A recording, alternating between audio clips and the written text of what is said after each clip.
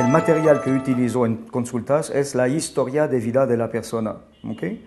Es decir, que la persona misma, antes de venir en consulta, va a escribir sobre hojas de papel, a tal edad, en tal año, he vivido esto, por ejemplo. Entonces, el caso es interesante, me gusta mucho de hablar de los niños. Es un caso especial, porque cuando un niño nace, que es joven, ha vivido pocos conflictos, pero, como le he dicho, ya en la barriga de su mamá, el bebé chupa toda la información de lo que vive su madre, de lo que vive su padre también, y sobre todo, claro, las emociones que ha vivido su mamá. Es decir, que cuando el bebé ya nace, él tiene ya toda una cantidad de programas. Por eso, digamos, él llega con su moral ya lleno.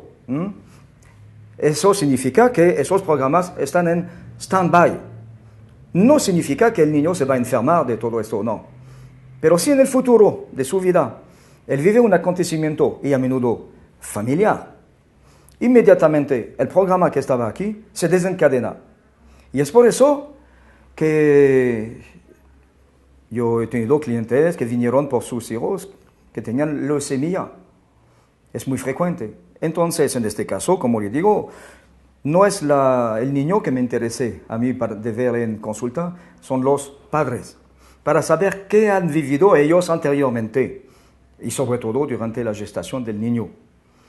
Y a partir de esa historia, a menudo nos inquieta, conseguimos la fase conflictual familiar y después de eso le digo a los padres, ahora va a hablar con su hijo.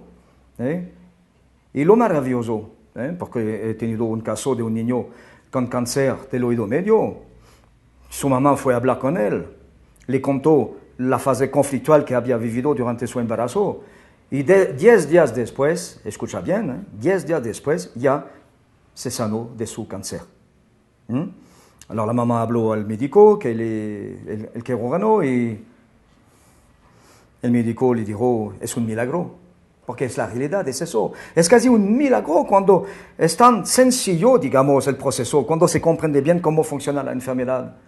Hay que conseguir, le repito, lo que he vivido en mi vida a nivel conflictual, es eso lo importante, que se haga la switch en el cerebro, e inmediatamente la persona, a nivel cerebro, porque es el cerebro que decide de todo, entra en la fase de reparación de esa enfermedad.